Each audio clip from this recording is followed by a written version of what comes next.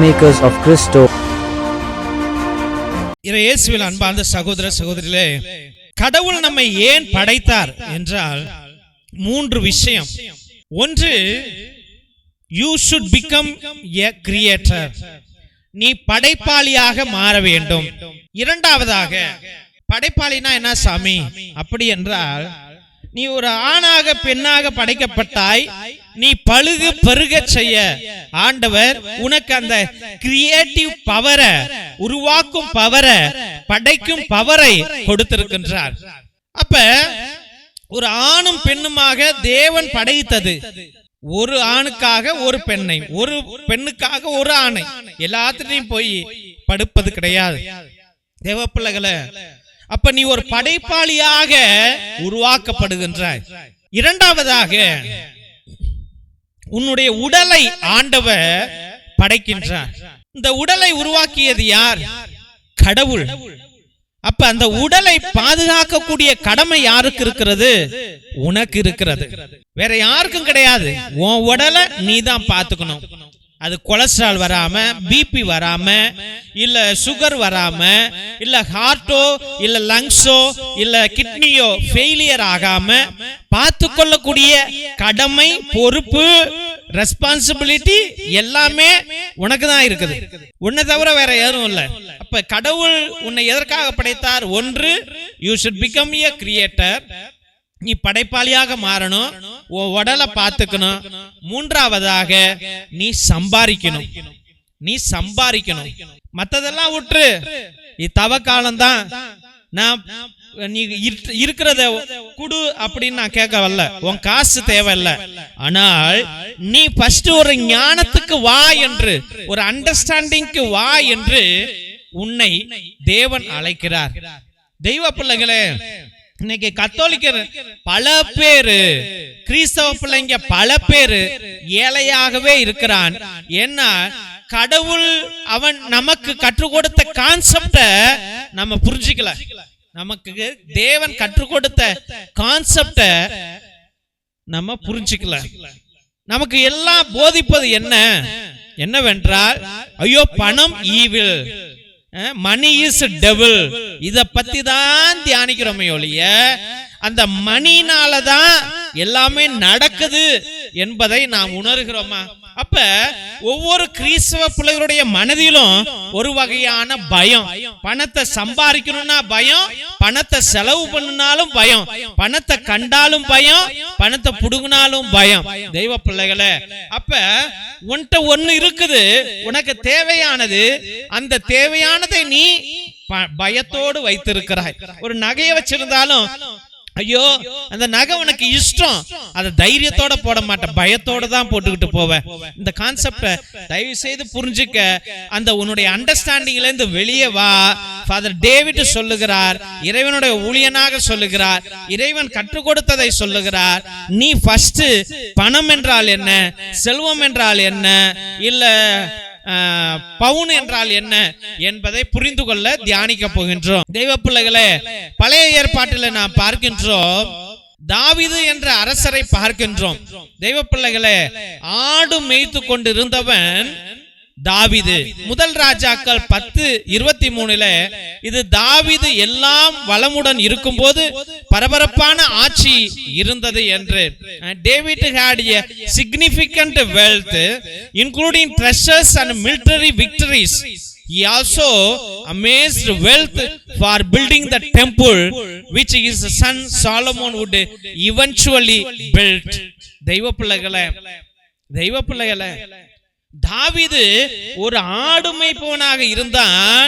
அந்த ஆடு மேய்ப்பவன் பக்தி உள்ளவனாக இருந்தான். அந்த பக்தி உள்ளவனை ஆண்டவர் தேர்ந்தெடுத்தார், எதிரிகளை அழித்து போட செய்தார். இந்த போதிலும் அந்த தாவீதுக்கு சோதனைகள் வந்தது. கடைசியாக எப்படி வெற்றி பெற்றான்? அவன் நிறைய பொருட்களை வைத்திருப்பவனாக, நிறைய ஆசைக்கு உரியவனாக, ஏன் அவன் ராஜாவாக மாறினான். அப்ப ராஜாவாக மாறினவன்ட்ட பொண்ணும் பொருள் இருந்திருக்கும் இல்லவா, சொத்தெல்லாம் இருந்திருக்கும் அல்லவா, நாடுகளே இருந்தது. தெய்வ பிள்ளைகள், நாடு இருந்தது. அப்ப அவன் என்ன செய்தான்? கடவுளை வணங்கினான். கடவுளை வணங்கியதால் தான் அவனுக்கு சொத்து வந்ததை ஒழிய சொத்து வந்ததால் அவன் கடவுளை வணங்கவில்லை. அதனால தெய்வ பிள்ளைகளே, இந்த கான்செப்ட புரிஞ்சுக்க, நம்ம இந்த உலகத்துல வாழ்வது சொத்து சம்பாதிப்பதற்காக தான். ஆனால் அந்த சொத்தை பற்றி கொண்டு நீ மரித்து போவாதே. அலெக்சாண்டர் தி கிரேட் என்ன செய்தான்? அவன் ஆட்சி செய்தான், எல்லாத்தையும் அடக்குனான், எல்லாத்தையும் அபகரித்தான், கடைசியாக எல்லாத்தையும் விட்டுட்டு போனான். அதுக்குதான் உலகமெல்லாம் தமதாக்கி கொண்டாலும் தம் ஆத்மாவை இழந்து போனால். இததான் புரிஞ்சுக்கிறோம். ஒரு சைடு தான் நம்ம தியானிக்கின்றோம், இன்னொரு சைடு நம்ம தியானிப்பது இல்லை. உலகெல்லாம் ஒண்ணுதான் ஆக்கிக்காத, உலகெல்லாம் கடவுளா ஆக்கிடு. பிரச்சனையே இல்ல, பிரச்சனையே இல்ல. உன் பிள்ளைங்களுக்கு இன்னைக்கு என்ன கற்றுக் கொடுக்கிறாய் என்றால், சொத்து சம்பாரி சொத்து சம்பாரி என்று நீ கற்றுக் கொடுக்கிறாயோ ஒழிய, பணத்தை சம்பாரி, பெரிய வேலைக்கு போ என்று கற்றுக் கொடுக்கிறாயோ ஒழிய, அம்மா நீ சொத்து சம்பாதிக்க வேண்டும் என்றால் கடவுளை பற்றிக்கொள் என்று சொல்லிக் கொடுப்பதில்லை. கடவுளை பற்றிக்கொள் என்று சொல்லிக் கொடுப்பதில்லை. அவர்கிட்ட வேண்டுமா உனக்கு சொத்து வரும், நீ உனக்கு நல்ல ஜாப் வரும், அவர்கிட்ட வேண்டுமா அவர் கொடுப்பார். ஆண்டவரே இந்த வேலை எனக்கு கிடைக்குது, ஆண்டவரே இவ்வளவு லட்சங்கள்ல எனக்கு சம்பளம், ஆண்டவரே இந்த நாட்டுக்கு நான் போறேன், ஆண்டவரே எனக்கு விசா வந்துடுச்சு, ஆண்டவரே என் புள்ள 100 மார்க்ல பாஸ் ஆகுது, அதை கற்றுக்கொடு கற்றுக்கொடு, நீயும் கற்றுக்கொள். நீ எப்பொழுது அதை கற்றுக்கொள்கிறாயோ, ஆண்டவர் இந்த பிரபஞ்சத்தை போஷிக்கிற சக்தியினாலே உன்னையும் போஷிப்பார், உனக்கு உணவு அளிப்பார், உன்னை வயிறார ஆசீர்வதிப்பார். தெய்வ பிள்ளைகளே, இன்னைக்கு most of the Catholic families are emptied. ஒவ்வொரு வீடும் காலியா கிடக்குது. அடுத்த வேளை சோத்துக்கு வழி இல்லாம இருக்கு. ஏனென்றால் அவனுக்கு ஞானம் இல்லாமல் இல்லை, அவனுக்கு தைரியம் இல்லாமல் இல்லை, அவனுக்கு திறமை இல்லாம இல்லை. ஆனால் அவன்கிட்ட என்ன இல்லை என்றால், தெய்வ பிள்ளைகளே, ஞானம் இல்லை, தேவன் இல்லை. தேவன் என்ற ஞானம் இல்லை. அதனால்தான் நம்ம எல்லாரும் ஃபெயிலியரை நோக்கி சென்று கொண்டிருக்கிறோம். இன்னைக்கு பிடிச்சுக்க, தாவீதுவை போல புடிச்சுக்க. உனக்கு செல்வம் பெருகணுமா, உன் ஆசி பெருகணுமா, இல்ல நீ வச்சிருக்கிற ஆஸ்தி, நீ சொத்து, உன்னுடைய பணம், உன்னுடைய பொருள் எல்லாம் மல்டிப்ளை ஆகணுமா, இல்ல காப்பாற்றப்படணுமா? இதெல்லாம் ஒன்னே ஒண்ணுதான் சூத்திரம், ஒரே ஒரு சூத்திரம். இதெல்லாம் ஒண்ணுது அல்ல, இதெல்லாம் தேவனுடையது.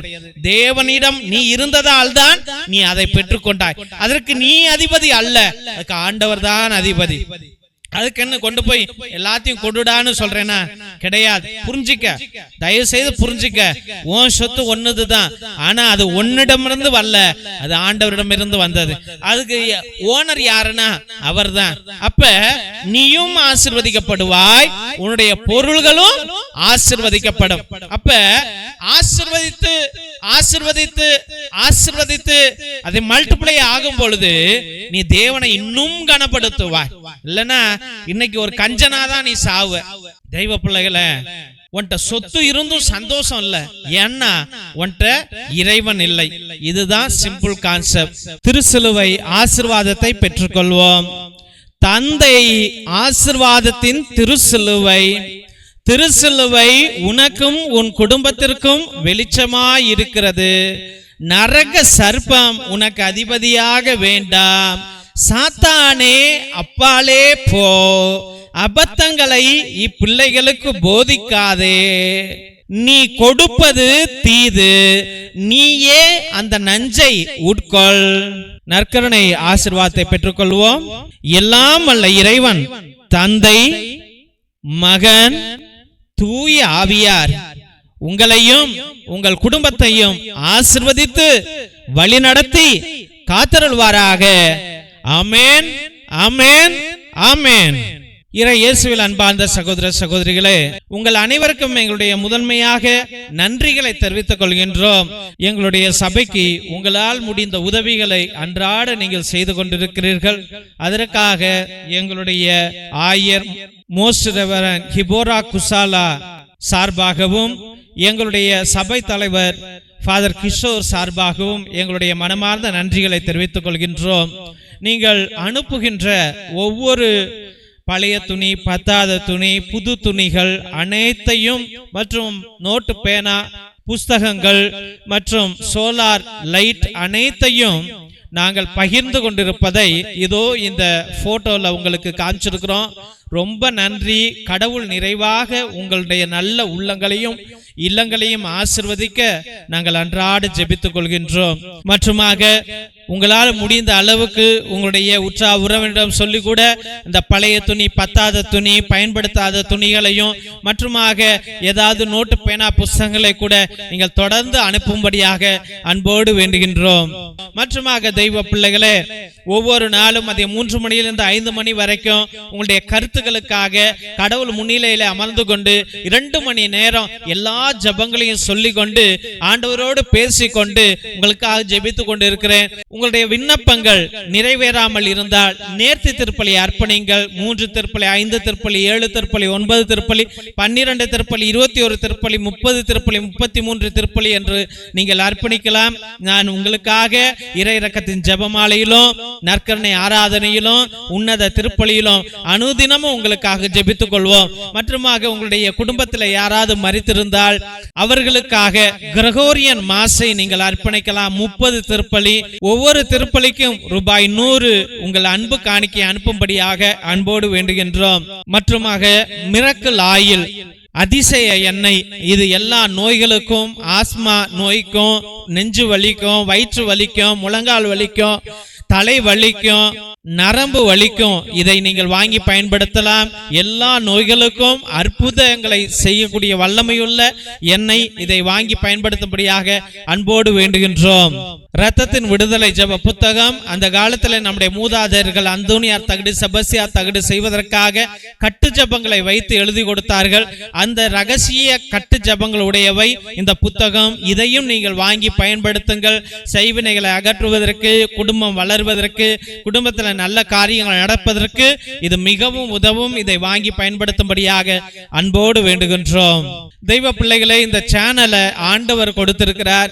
இந்த சேனலை தயவு செய்து சப்ஸ்கிரைப் பண்ணுங்க, இதை ஷேர் பண்ணுங்க. உங்களுடைய வாட்ஸ்அப் ஸ்டேட்டஸ்ல, வாட்ஸ்அப் குரூப்ல மற்றுமாக ஃபேஸ்புக்ல இதை பகிரும்படியாக அன்போடு வேண்டுகிறோம். இந்த ஊழியத்தை உங்க கையில் ஆண்டவர் ஒப்படைத்திருக்கிறார். நீங்கள் பிடித்திருந்தால் இதை நீங்கள் மற்றவர்களுக்கும் தெரியப்படுத்தும்படியாக, அவங்க விண்ணப்பங்களையும் அனுப்பும்படியாக கேட்டுக்கொள்ளுங்கள். ஆண்டவர் நிறைவாக உங்களை ஆசீர்வதிப்பார். God bless you all.